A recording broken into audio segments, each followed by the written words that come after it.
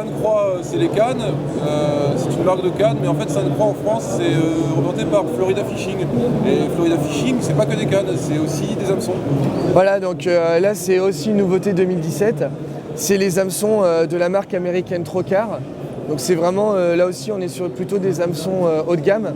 Et on a beaucoup d'hameçons pour les pêches techniques en eau douce. Et on a aussi des hameçons très intéressants pour les pêches à l'appât. Donc le premier hameçon que je vais vous présenter, en fait c'est le TK619. Donc c'est un hameçon, comme tu peux le voir, circle, Benoît. Ouais.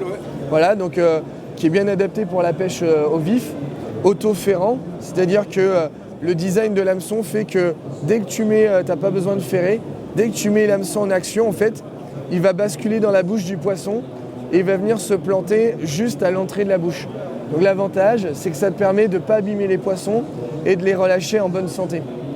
Et alors la particularité de ces hameçons, comme tu sais, c'est que la plupart aujourd'hui des hameçons qu'on trouve en France sont à affûtage chimique. Ouais.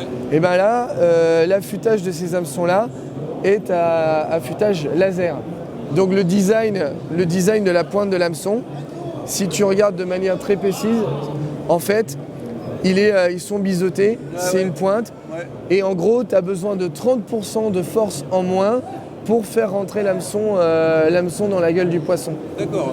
Alors je remarque que sur les deux hameçons, il y a une torsion au niveau de la hampe. Cette torsion, c'est justement ce que tu expliquais qui permet cette bascule dans la pénétration. Bah, c'est ce côté cercle. Oui, le circle. Le circle. La torsion qu'on a sur cette hampe, elle est présente aussi sur cet hameçon-là. Voilà, donc là on est sur un hameçon que les pêcheurs français connaissent bien, notamment en surfcasting, qui est un hameçon dit Octopus. Donc effectivement avec un petit décalage de la pointe qui permet aux poissons de moins sentir le fer de la hampe. Et là encore, on retrouve la même pointe biseautée.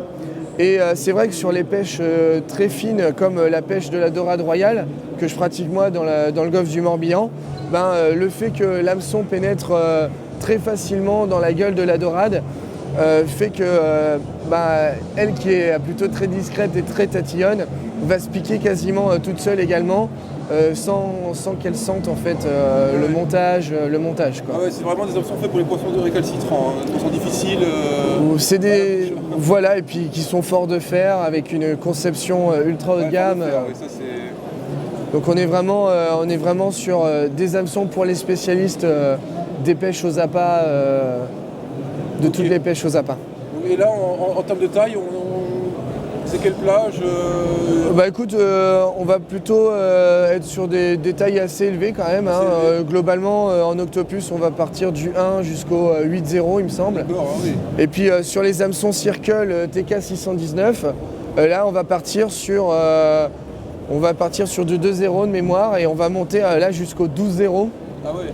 Donc on a vraiment des cannes, des hameçons très forts de fer. Tous forts de fer, hein. Il n'y a pas de... Si, alors tu vas aussi avoir des hameçons moyens de fer, on a des hameçons circle, il y a vraiment une gamme très très large.